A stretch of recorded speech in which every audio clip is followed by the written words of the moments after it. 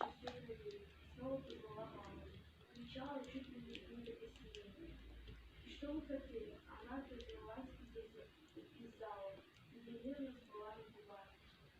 Я потом ее спросила, и она сказала, что не вставала с того момента, как легла. Вообще не вставала. Спала. А проснулась из-за того, что я кричала, потерпевшая. Моя мама не лунатик. Это детство подбила меня на откуда любовь. Молодой, стоп, стоп.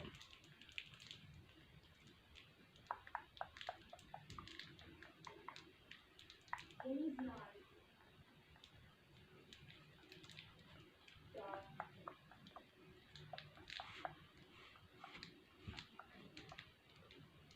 Есть еще вольфовидная вещь. Есть по ту сторону истории, а есть невозможно текст. Выбирай первое, второе или третье. Давай. Мы возьмем тебе к себе.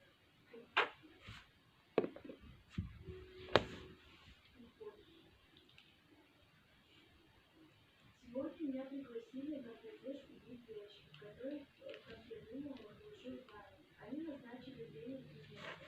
Я пришла. Девочки уже далека, хотя я опоздала на 12 минут.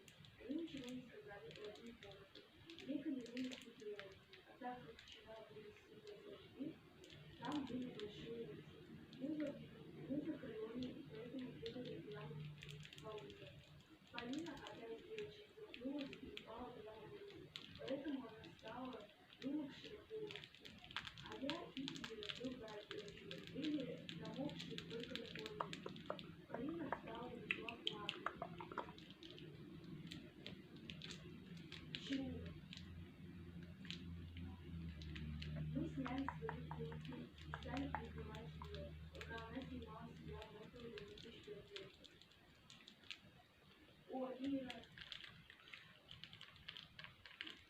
Потом Полина посмотрела на Иру, и они начали смеяться. А я стояла в ней поравняться. Ты думаешь о том, о чем и я? Ехидно улыбаясь, сказала Полина. Да, притворно сказала Ира.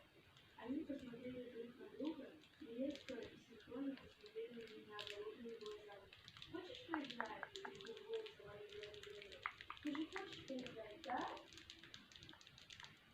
Ира, если я скажу, то помолчи. Мне было настолько страшно, что я не могла ничего и напутать. Молчание знак согласия. Мы возьмем тебя к себе. Если ты не выйдешь в наш секрет, это ужас. Понимаешь? Все, молчи, молчи, я читаю.